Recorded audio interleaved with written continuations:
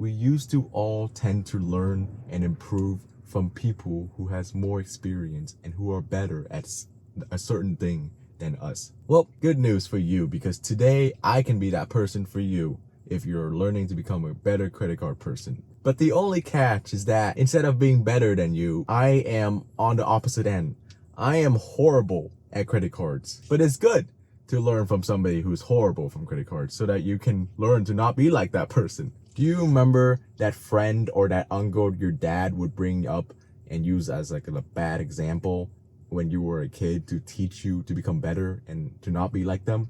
Well, I am that horrible uncle. But instead of having like an alcohol or a drug problem, I have a credit card problem. For those of you who don't know, a credit score ranges from 300 at the bare lowest to 850 at the highest. If you have a 300 credit score, you might as well just move countries to maybe China or maybe Southern Arabia or something. Like, just move to one of those countries so that you never have to worry about it. That was just a joke. Pay off your debt. Do not run away. I did not say that. That was a joke. That was a joke. But if you have an 850 credit score, oh boy, you have made it. You are basically up there with Jeff Bezos and Bill Gates, basically. Yeah, totally. But yeah, good for you. You probably are super responsible. You probably are super secured with your money. I am happy for you. That is where I want to be, and I will be there one day. But first, let's study how dumb I was. Guess my credit score.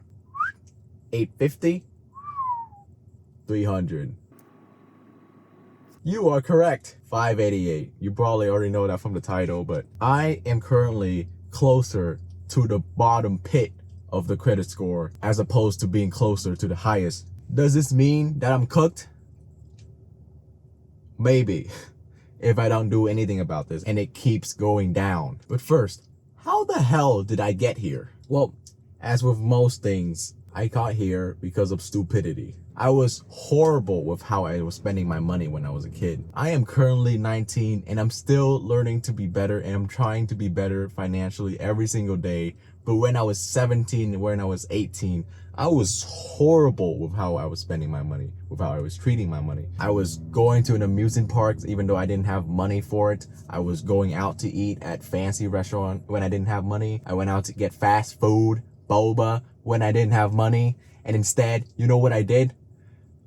I opened up a new credit card when I needed more money. I remember one instance, I literally opened up a brand new credit card, my Wells Fargo card, for Disneyland because I didn't have money otherwise to get it. So I was like, might as well just open up a new credit card. And at the time, there was a bonus where if I spent $500 on a credit card, I would get $200 back, which was, at the time, I thought it was like a 40% discount. That's pretty good. And so guess what I did? I opened up my fourth credit card, aka the Wells Fargo credit card, for Disneyland.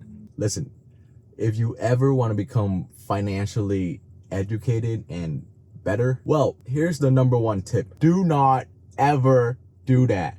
Do not open up a new credit card when you haven't paid off your other credit cards and you need more money. That is when you know that you do not open up that credit card. That is a horrible idea, because that's where people fall into the trap of credit cards. That's why people keep opening up new credit cards to use money that isn't there, to get more access to money that isn't there, that they do not have. And then they just keep opening up, maxing them all out. And eventually they build up their debt to like 20K, and then they drop their credit score to like 300. And that is when it's not too late, but like it's super hard to come back from that. And you don't want to end up there. Trust me. If you've watched Caleb Hammer, the people on there are basically almost there, or like a lot of them are literally there. Watch his videos. You do not want to be there. And the second reason on how I got myself into this mess was that I was doing all of this while having no job.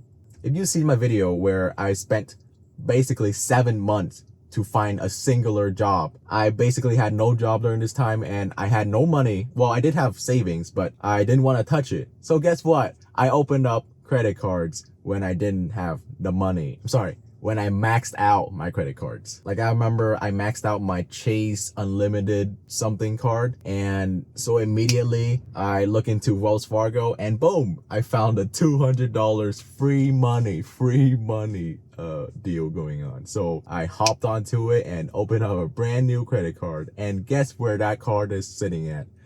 It's maxed out. I know that I may be like smiling and like sometimes laughing in this video a lot, but just know that I know where I am. I'm stressed out every single day because of this.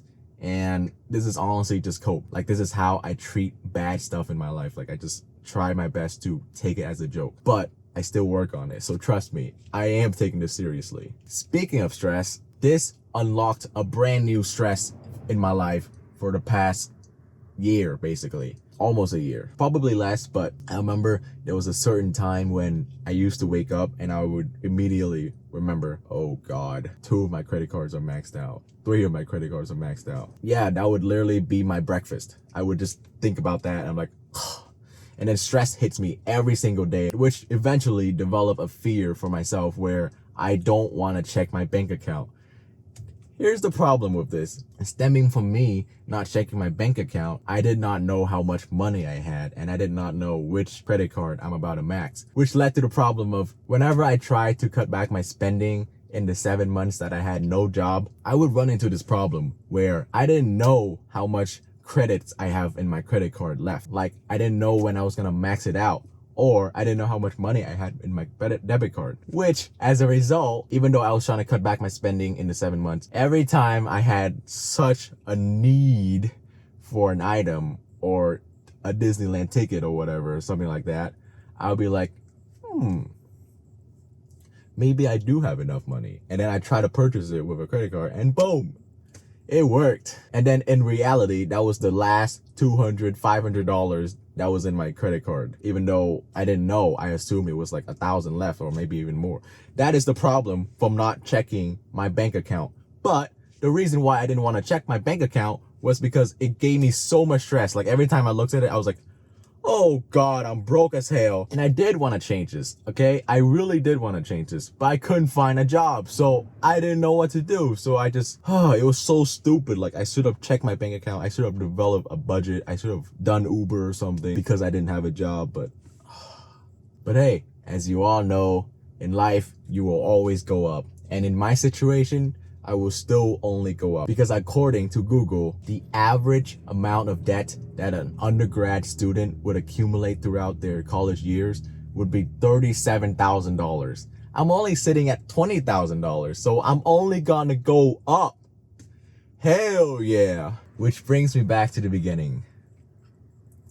Who wants to move countries with me? But in all seriousness, try to use me as an example of what not to do. And I'm gonna use myself as an example of what not to do as well, because that was so stupid. I hope this video taught you a thing or two. Also, maybe leave a comment down below sharing your credit card story. Maybe you're even worse than me, or hopefully you're better than me, and maybe give some tips to the people, because I would appreciate some tips as well. If you want to see how I'm gonna get out of my debt and fix my credit card score, maybe watch this video. The bulk is gonna be crazy. Anyways, that's about it. Bye.